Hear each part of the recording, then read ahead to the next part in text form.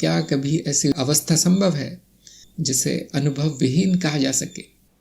यदि अनुभव विहीन अवस्था है तो उसका अनुभव किसको हुआ, और यदि अनुभव हुआ है तो उसकी स्मृति बनी होगी। अब स्मृति तो अनुभव की बनती है, तो अनुभव तो पहले ही था। जब हमने अनुभव के बारे में 7 प्रश्न खड़े किए थे तो हमने देखा था कि समय के बाहर है अनुभव, समय में नहीं होते, तो वो आ भी नहीं सकता और जा भी नहीं सकता। तो अनुभव विहीन अवस्था कैसे होगी? यदि अनुभव रुकता भी नहीं, अनुभव का अंत भी नहीं होता, तो अनुभव विहीन अवस्था कैसे होगी?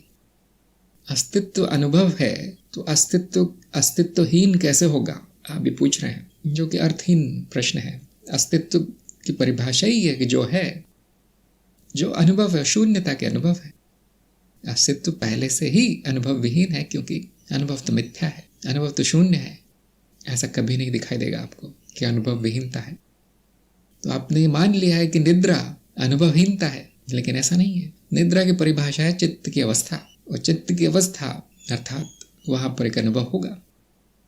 सभी ने अनुभव किया है निद्रा का। ऐसा कौन है जिसने अनुभव नहीं किया हो निद्रा का? कोई बता सकता है? अनुभव नहीं किया होता तो पता कैसे चलता है कि मैं सोया था? स्मृति में कैसे जाती हो अवस्था? बहुत से लोग कहेंगे नहीं, ये तो अनुमान लगाया जाता है। जब मैं घड़ी देखता हूं तो ये अनुमान लगता है कि ये अवस्था आई थी। लेकिन यदि आप घड़ी ना भी देखें तो भी आप जानते हैं। जब घड़ियां नहीं थी तो क्या लोग जानते नहीं थे कि मैं सोता हूं?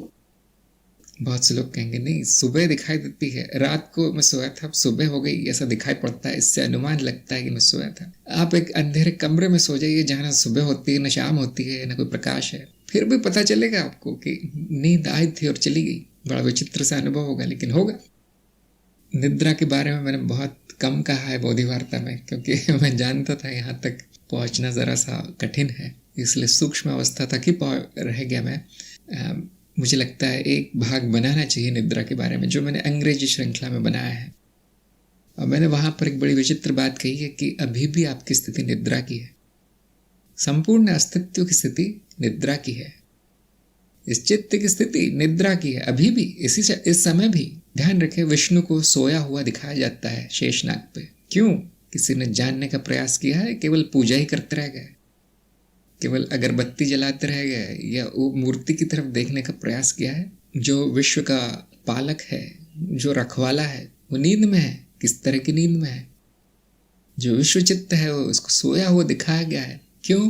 क्योंकि निद्रा ही वो आधार है जिस पर बाकी अवस्थाएं टिकी है। निद्रा का अनुभव जो है वो आधार है जिस पर बाकी सारे अनुभव टिके हैं। निद्रा की पृष्ठभूमि में स्वप्न आते हैं जाते हैं। सारी रचना, सारी सृष्टि निद्रा की पृष्ठभूमि में हो रही है। क्यों? ब्रह्म को विष्णु की नाभि से निकलता हुआ कमल है, उसमें बैठा हुआ क्यों? ऐसी विचित्र ये कल्पना आई भी कहाँ से? उसके पीछे कोई या तो बड़ा पागलपन होगा, या तो वो पागल होगा, वो चित्रकार, मूर्तिकार, या वो दार्शनिक, या फिर कोई बड़ा रहस्य है उसके पीछे, बहुत बड़ा ज्ञान है।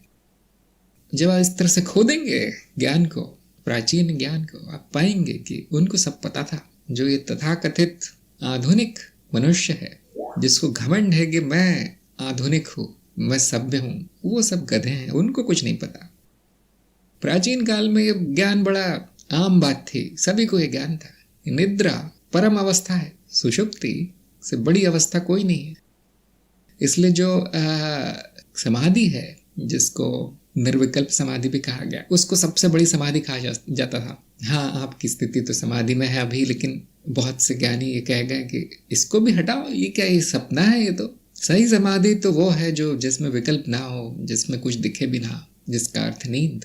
सही मुक्ति तो वही है जिसमें कि नींद बचे, बस और कुछ ना बचे। अब जिनकी बुद्धि थोड़ी ज़्यादा तेज चलती है, उनको ये पसंद नहीं आया। ये बात उनकी नहीं समझ में आएगी। जो बुद्धि के स्तर पर अभी पड़े हुए हैं, उनको नहीं समझ में आएगी। नहीं, मेरे लिए तो जागृति सबसे अच्छी है, वहीं तो ज्ञान होता है, ये ज्ञानी कहेगा।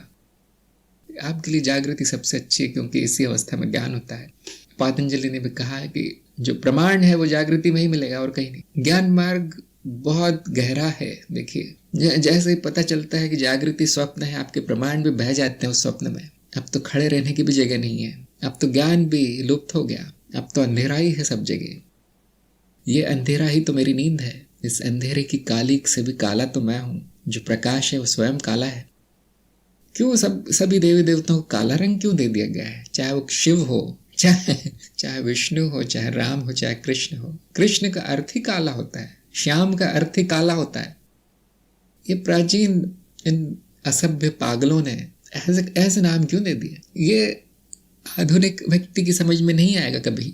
वो इतना गहरा नहीं जा सकता जितने कि हमारे प्राचीन काल के ऋषि मुनि जा चुके हैं, उतनी गहराई इस युग में नहीं होगी। अब मैं भी नहीं कहता ये बातें, देखिए बोधि वार्ता में ये सब नहीं है, कभी नहीं लिखा मैंने। तुम्हारी स्थिति निद्रा की है, लिख देता तो कोई देखता नहीं, फिर आगे नहीं देखता उस वीडियो को किस पागल ने लिखा है कहता। क्योंकि हाँ, बुद्धि के लिए तो ये असंभव है जानना कि निद्रा क्यों पृष्ठभूमि है। बुद्धि तो नहीं जानती, बुद्धि तो कहती है कि इसमें तो कोई अनुभव ही नहीं है, निद्रा में तो मेरा भी अस्तित्व नहीं था, यही तो बुद्धि कहती है। बहुत कठिन है, बहुत कठिन है ऐसे व्यक्ति को बताना कुछ। इसलिए हम प्रतीक्षा करते हैं कि वो बुद्धि शुद्ध हो जाए, उसमें कुछ लाइट जले ताकि दिखे। बहुत बहुत कठिन है। जब मैं कहता हूँ कि मुझे 25 साल लग गए इतना सा जानने में, लोग हंसते हैं, इसकी बुद्धि तो बहुत कमजोर होगी। जो बात यहाँ लिखी वहां लिखी है, वो जानने के लिए उसको इतना क्यों समय लग गया? जो ये कहते हैं, कभी कभी मैंने देखा है, कहते हुए सुना है कि निर्विकल्प ही निर्गुण है, अब वो पढ़ के बोल रहे हैं कहीं से, उन्होंने कभी देखा नहीं है। सब जिस भाषा का प्रयोग करते हैं वो ये सब बता रहे, मैं पूरी तरह से किताबी भाषा लगती, किताब में से रटा हुआ लगता है। ऐसे कहने वाले बहुत कम है, ये कहने वाले भी बहुत कम है। ये केवल बोधि वार्ता में सुनाई देगा आपको और कहीं नहीं, संपूर्ण पृथ्वी पे, क्योंकि बहुत बुरी हालत है, बहुत ही बुरी हालत है यहाँ पर ज्ञान की। आत्मज्ञान हो जाए, मैं कहता हूँ बहुत बड़ी बात है, उसके ऊपर कुछ जानना भी नहीं है आपको। निद्रा हमारे अनुभव की पृष्ठभूमि है, यही चित्त की मूलभूत अवस्था है। निद्रा की अवस्था में ही स्वप्न आते हैं जाते हैं, जो माया है। आपकी जागृति भी स्वप्न है, जो आता है जाता है। निद्रा थोड़ी सी दूर चलती है, देखिए आप, थोड़ी चलती है, थोड़ी ऐसा लगता है कि लंबी चल रही है, ये विश्वचित्त निद्रा में है ऐसा लगता है, लेकिन निद्रा भी विलीन हो जाएगी, तूर्या हो जाएगी निद्रा। तो इस चक्कर में ना पड़ेंगे निद्रा का अनुभव क्या है, अभी भी वही अनुभव। ये देखने का प्रयास करें कि जागृति क्या है। जिस दिन आपको दिख जाएगा कि जागृति स्वप्न है, उस दिन आपको पता चल जाएगा कि आपका अभी जो अनुभव हो रहा है वो निद्रा का ही है। अब वो निद्रा तुर्या में बदल जाएगी। निद्रा का अर्थ अनुभव विहीनता नहीं है, जानने का प्रयास कीजिए।